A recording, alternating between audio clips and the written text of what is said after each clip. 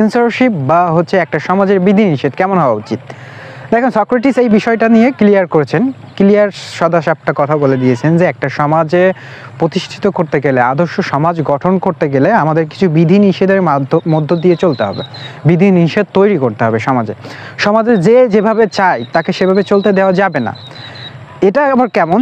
আমরা যে বর্তমান সময়ে একটা জিনিস খুব ফেস করতেছি, বিভিন্ন আন্দোলন, নারী অধিকার আন্দোলন, এই অধিকার আন্দোলন, সেই অধিকার আন্দোলন, সব কিছু একটা বিধিনিষেধের ভিতরে যদি আসে যে আমি যা খুশি তাই আমি সমাজের ভিতরে করতে পারবো না। আমার একটা সমাজে চলতে গেলে একটা সমাজে আর 10টা মানুষ যেভাবে চলতেছে, এই 10জন মানুষ যাদেরকে ভালো মনে করতেছে আমাকে সেইভাবে চলতে হবে। সমাজের মুরব্বী গোছের যারা থাকবে, কবি সাহিত্যিক যারা থাকবে, বুদ্ধিজীবী যারা থাকবে, তারা এই রুলসগুলো তৈরি করবে যে একটা সমাজের এই রুলস কেমন হবে। দেখেন, প্রত্যেকটা পরিবেশই কিন্তু ভিন্ন। 2400 বছর আগে সক্রেটিস যে পরিবেশে জন্মেছিল, সেই পরিবেশটা আর আজকের যে সমাজ, বর্তমান সমাজ এক নয়।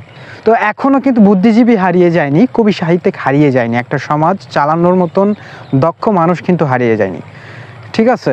তো এখনও মানুষ আছে যারা বিধিনিষেধ তৈরি করতে পারে। কিছুদিন আগে আন্দোলন হচ্ছে, নারীর অধিকার আন্দোলন, পোশাকের শালীনতা, পোশাকের যা তা পড়তে পারবে এমন একটা আন্দোলন, যে এটা তাদের অধিকার দিতে হবে। ঠিক আছে? তো এই ব্যাপারেই সক্রেটিস বলতেছে যে কোনো কিছু সেন্সরশিপ দেওয়া যাবে না। ঠিক আছে? কেমন সেন্সরশিপ? আপনি যা তা করতে পারবেন না, রাস্তাঘাটে আপনি যে কোনো ধরনের পোশাক পরে চলতে পারবেন না। আপনার সমাজে যদি 100 জন বসত করতেছে, তা আর 90টা মানুষ যেভাবে চলতেছে, এই 10 জনকে তাদের কিছু গাইডলাইন মেনটেন করতে হবে। আর এই মেনটেনগুলো কারা করবে? কবি